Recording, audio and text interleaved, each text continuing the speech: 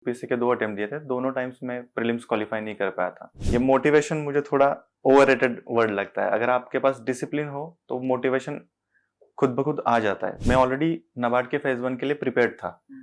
For क्यूआरई में मॉक्स देता था। मैंने कुछ ऐसे सोर्सेस फॉलो नहीं किए। I just kept on giving mocks and through mocks I used to evaluate them and फिर वहां से मुझे मेरा प्रिपेयर हो जाता था। सर डिस्क्रिप्टिव के लिए मैंने ये सोचा था कि मैं ज़्यादा वर्ड काउंट के पीछे नहीं भागूंगा। My first focus should be on content.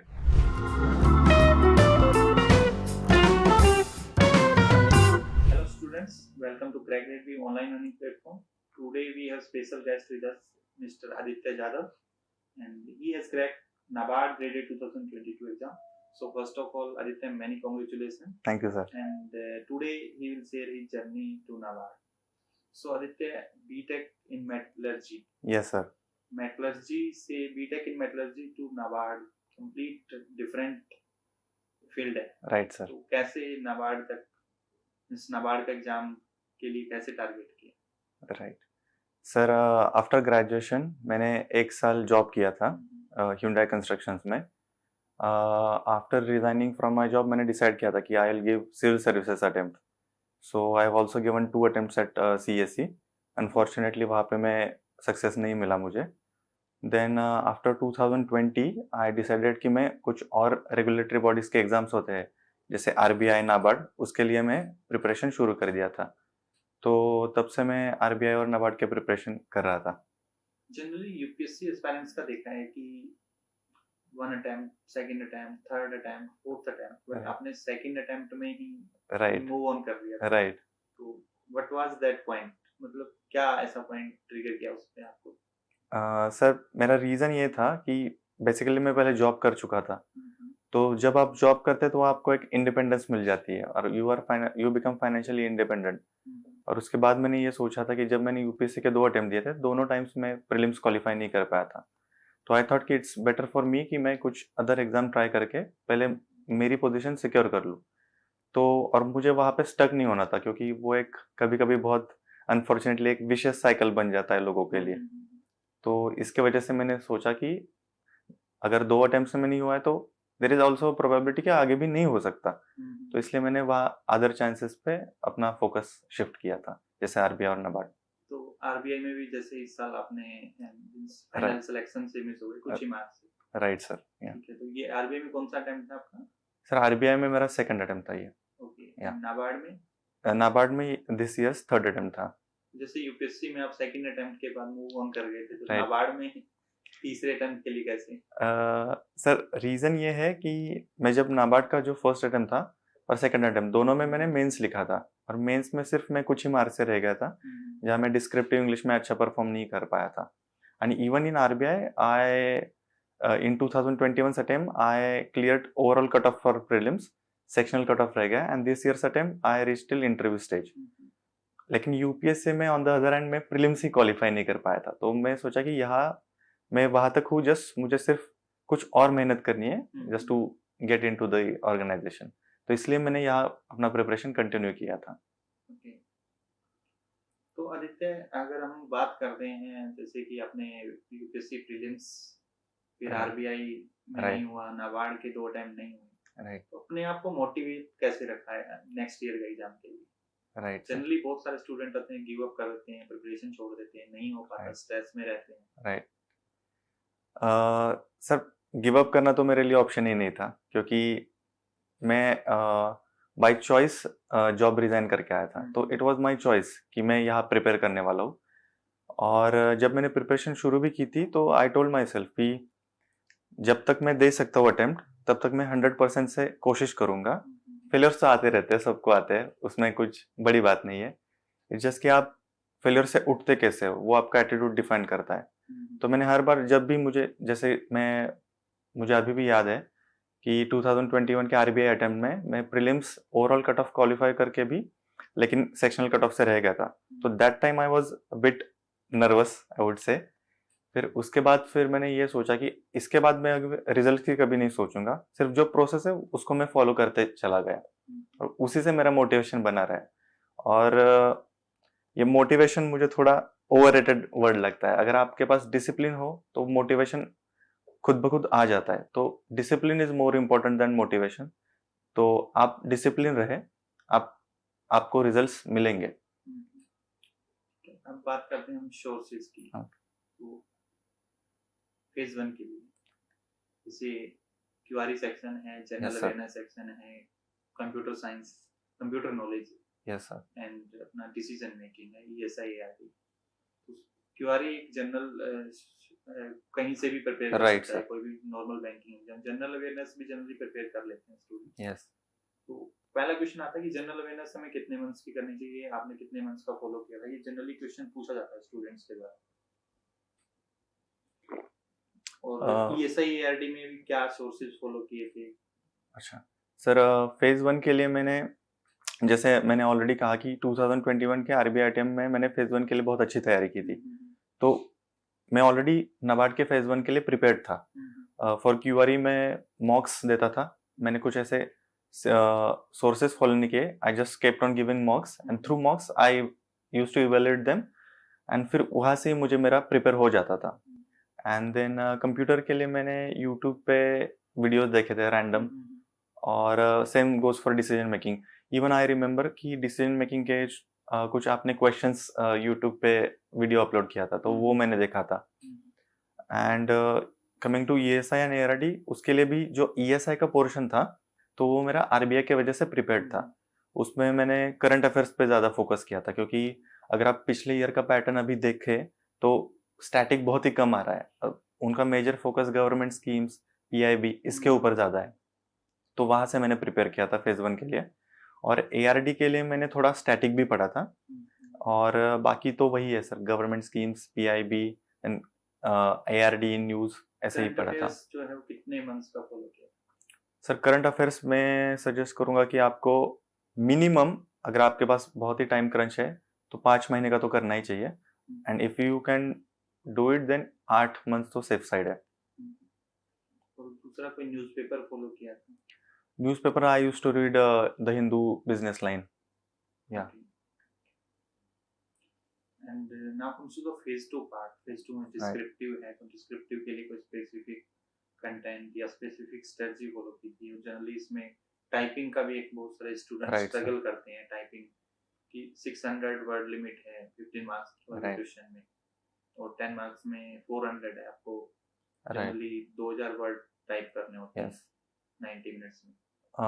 Sir descriptive के लिए मैंने ये सोचा था कि मैं ज़्यादा वर्ड काउंट के पीछे नहीं भागूंगा। My first focus should be on content.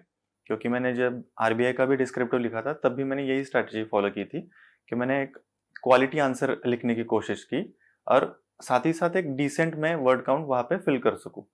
तो इवन दिस ईयर मैंने वही कोशिश की। जो 600 वर्ड्स के क्वेश्चन है वहाँ पे मैंने मिनिमम 450 का टारगेट रखा था, और उसमें मैं जो सिर्फ पूछा गया है उतना ही लिखता था।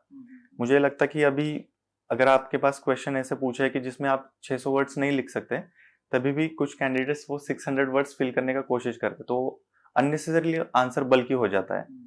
तो जितना पूछा है उतना लिखिए, टू द पॉइंट लिखिए, और प्रिसाइजली लिखिए। और प्रेजेंटेशन बहुत मैटर करता है। आई थिंक जो इंट्रोडक्शन, बॉडी, कंक्लूजन फॉर्मेट होता है वो ठीक से आप फॉलो कीजिए, वो ठीक से प्रेजेंट कीजिए। डेटा लिखिए, फैक्ट्स लिखिए, कुछ बजट का रेफरेंस दीजिए, इकोनॉमिक सर्वे का रेफरेंस दीजिए। कुछ अगर कमेटी हो, जैसे एग्रीकल्चर के क्वेश्चंस में आप अशोक दलवाई कमेटी को कोट कर सकते हैं। तो ऐसे आपको आंसर को एनरिच बनाइए, rather than just merely going after the word count. आप कंटेंट पे थोड़ा ज़्यादा फोकस कीजिए। तो वो वही मैंने किया था सर। और मैंने डिस्क्रिप्टिव के लिए ये सिलेबस को सामने रखा था हमेशा। जो सिलेबस के पॉइंट्स है उसके ऊपर मैंने अपने फॉर्डर नोट्स बनाए थे कि एक 10 पॉइंट्स बनेंगे तो एग्जाम में वो हैंडी रहेंगे, मुझे याद रहेंगे, और I can easily write them. दूसरा एग्जाम प्रिपरेशन के दौरान जनरली स्टूडेंट लाइफ में मैंने भी फेस किया है ऐसे, जब हम मान लो फेज 1 से फेज 2 के लिए प्रिपरेशन कर रहे हैं, एग्जाम के लिए कुछ ही दिन रहते हैं, तो एक अलग सा स्ट्रेस फील होने लग जाता है डेली कि मेरा ये कंटेंट पढ़ना है, मुझे ये कंटेंट पढ़ना है। इस दौरान अपने आप को कैसे उस स्ट्रेस जैसे माहौल में अपने आप को हैंडल किया? सर आई थिंक स्ट्रेस आना it's very natural hmm. Preparation phase में सबके लिए, मेरे साथ भी हुआ है। इवन मेरे फर्स्ट 2 अटेम्प्ट्स थे, उसमें I used to experience the same thing कि और दूसरा ये भी रहता है, हम दूसरे जो अपने साथ में कंपटीटर्स हैं वो प्रिपेयर कर रहे हैं, राइट जनरली टेलीग्राम पे देखा है डिस्कशन ग्रुप्स में, राइट मैंने ये भी पढ़ लिया ये भी पढ़ लिया, तो उनको देख के थोड़ा और स्ट्रेस आता राइट है। राइट राइट सर, उसके लिए यही है कि नेवर कंपेयर। अगर आप कंपेयर करोगे तो वो एंडलेस है। आप खुद के स्ट्रेंथ्स पहचानो और उसके ऊपर काम करो। किसी लोगों का होता है कि उनको मल्टीपल सोर्सेस पढ़े तो उनको एक कॉन्फिडेंस जनरेट होता है कि हाँ मैं प्रिपेयर्ड हूँ। किसी लोगों का वो पैटर्न नहीं होता है। किसी लोगों का ये होता है कि उनको एक ही सोर्स अगर वो बार बार रिवाइज करे तो उनको वो कॉन्फिडेंस आता है। तो आप खुद को पहचाने पहले कि अपने स्ट्रेंथ्स क्या है और उसी को फॉलो कीजिए। मैं इवन ये सजेस्ट करूंगा कि जो मेरी स्ट्रैटेजी है वो ऐसा ना हो कि सबके लिए है, वो सिर्फ मेरी मेरी पर्सनैलिटी के लिए सूट हुई थी। सिर्फ आप किसी भी टॉपर्स को एकदम ब्लाइंडली फॉलो मत कीजिए कभी भी।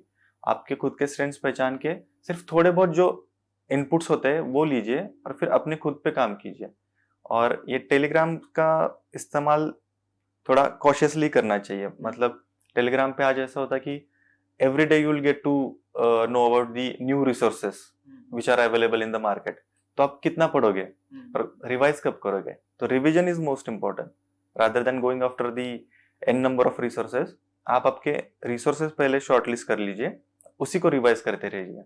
ये कंटेंट एक्चुअली एग्जाम का जो पैटर्न है आरबीआई का, अगर नाबार्ड का बात करें तो उसके लिए बहुत ही स्पेसिफिक राइट आपको सर, पढ़ना है, राइट क्योंकि सर, 50% तो आपका मार्क्स तो डिस्क्रिप्टिव से ही है। एग्जैक्टली उसमें कुछ करंट अफेयर्स का भी आएगा, स्टैटिक एग्रीकल्चर का भी आएगा। डिस्क्रिप्टिव में आप अनलिमिटेड तो पढ़ नहीं सकते हैं, नहीं, सिलेबस के टॉपिक को ही फोकस करना होगा। ऐसा ही ऑब्जेक्टिव में, ऑब्जेक्टिव में unlimited in ESI, sorry in ARD agriculture static is there is no limit, right but आपको 50 मार्क्स ही राइट वहां पे अटेम्प्ट करने हैं, और उसमें आपका ईएसआई भी रहेगा, करंट अफेयर भी रहेगा, राइट स्कीम से पूछेगा। राइट। तो उसी के लिए सर अगर आप देखें ईएसआई आरडी का अगर ऑब्जेक्टिव पेपर के बारे में बात करें, उसका वेटेज सिर्फ 50 मार्क्स का है। और उसमें भी अगर हम एआरडी स्टैटिक के बारे में बात करें तो अराउंड 10 या 15 मार्क्स मैक्सिमम, उसके आगे नहीं पूछते। तो उस 10 या 15 मार्क्स के लिए आप कितने बुक्स पढ़ोगे, कितने रिसोर्सेस पे इन्वेस्ट करोगे, ये भी सोचना चाहिए। क्योंकि आप अगर एक दो रिसोर्सेज भी पढ़ ले तो उस 10-15 में से आप इजीली 7 या 8 मार्क्स सिक्योर कर पाते हैं। जनरली मेरे पास क्यूरीज आती हैं स्टूडेंट्स की, राइट अरुण का जन समथिंग बुक इज देयर, अच्छा yes। ये बुक पढ़ लें हम, ये एमसीक्यूज बुक कर लें।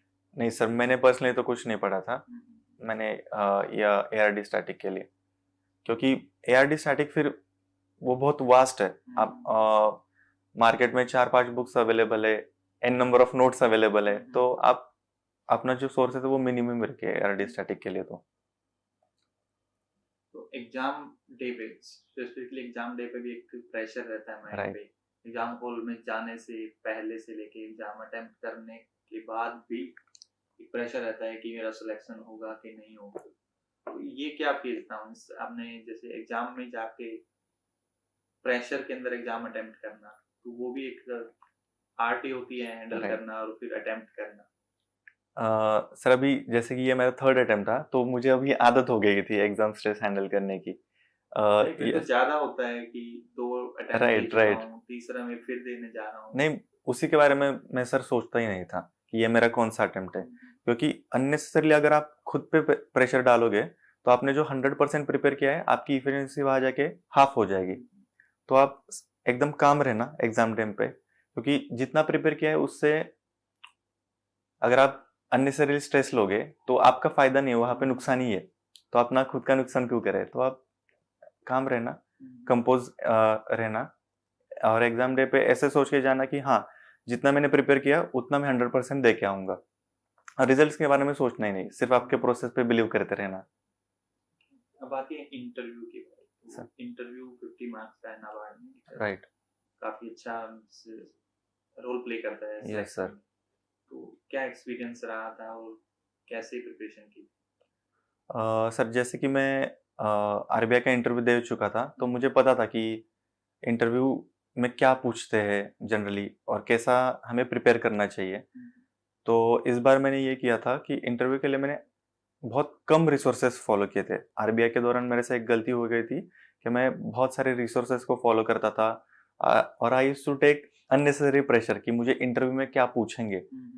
तो इस बार मैंने उसके बारे में कुछ सोचा नहीं, सिर्फ अपने प्रोफाइल पे काम किया जो हम बायोडाटा भरते हैं, और हरीश सर के साथ मैंने एक मॉक दिया था, तो उससे मुझे काफ़ी हेल्प हुई थी। उनका जो फीडबैक था उसमें उन्होंने मुझे बताया था कि आप वेल प्रिपेयर्ड हो, you are well read, it just that आप इंटरव्यू पे जाते समय स्ट्रेस ना लो, just be calm, be simple and you will be through. तो वही मैंने किया था। जो मैं इंटरव्यू डे पे भी मैंने कुछ नहीं सोचा, वहां जाके कुछ पढ़ा नहीं, सिर्फ बैठा रहा, और जो मैंने प्रिपरेशन किया था वो अंदर जाके फिर वैसे ही अपने आप निकलने लगता है। अगर आप काम हो तो आपको सब याद आता है, अगर आप स्ट्रेस सिचुएशन में हो तो जो किया है वो भी आपको वहां पे याद नहीं आएगा। मिस्टेक होने के यस यस यस। तो वो था। और मेरा इंटरव्यू एक्सपीरियंस काफ़ी अच्छा था। मैंने इस बार बाइलिंगुअल में इंटरव्यू दिया था। NABARD allows you to use both the Hindi as well as English. So उससे मुझे ये हुआ कि जहाँ पे एनालिटिकल आंसर देने थे, जहाँ पे थोड़ा अपना खुद का पर्सपेक्टिव देना था, तो there I switch from English to Hindi. तो मुझे लगता कि वहाँ मेरे आंसर्स कुछ अच्छे चले गए थे, और उसी की वजह से शायद मेरे सिलेक्शन होने में भी मदद होगी उसकी। तो अभी शायद 24th को आप ज्वाइन करने वाले हैं यस सर, ट्रेनिंग के लिए? Yes sir. ओके। तो कोई मैसेज हमारे जो फ्यूचर एस्पायरेंट्स हैं उनके लिए? मैसेज तो एक ही है कि जो प्रिपरेशन फेज है उसको कभी विशियस साइकिल मत बनने देना। अपने सोशल सर्कल को लिमिटेड रखना, देन स्ट्रैटेजी खुद की बनाना, किसी की स्ट्रैटेजी फुल्ली कॉपी कभी भी मत करना, एंड देन जो रिसोर्सेस है उसको मिनिमम रखो, keep them revising again and again, और हमेशा प्रोसेस पे ही फोकस करना। नेवर थिंक अबाउट रिजल्ट्स, क्योंकि रिजल्ट्स के बारे में सोच के रिजल्ट्स चेंज तो नहीं होने वाला है। रादर देन अगर आप प्रोसेस के बारे में सोचोगे तो वहां आपको खुद का पता चल जाएगा कि हाँ कहाँ पे मेरे से मिस्टेक हो रही है, तो वहां पे आप इम्प्रूव कर सकते हो। और फेलियर्स तो आते रहते हैं, सबको आते हैं, मुझे काफी खुद को आए हैं। तो उसमें हमेशा ये याद रखना कि चाहे कितनी भी एडवर्सिटी हो, हमेशा अपने चेहरे पे एक स्माइल मेंटेन करना, और खुद की पर्सनैलिटी वो डिफाइन करती है। तो कभी भी डाउन नहीं होना लाइफ में, लाइफ गोज ऑन। तो बस यही कहना चाहूंगा सर। एक क्वेश्चन और कि कॉम्पिटिटिव वर्ल्ड है, राइट सर, एग्रेसिव मार्केटिंग्स हैं, राइट बहुत सारे सर, रिसोर्सेज हैं, प्लेटफॉर्म्स हैं, राइट क्रैक ग्रेड भी तक कैसे पहुंचे? सर। क्रैक ग्रेड तक मैं एक्चुअली आरबीआई के दौरान पहुंचा था। तो 2021 में मैंने फर्स्ट टाइम क्रैक ग्रेड का मटेरियल यूज करना शुरू कर दिया था। तो मुझे उस टाइम पे बहुत हेल्प हुई थी, क्योंकि क्रैक ग्रेड का जो मटेरियल है वो काफी क्रिस्प है, मतलब अननेसेसरी कुछ बल्कि नहीं बनाया है उसको।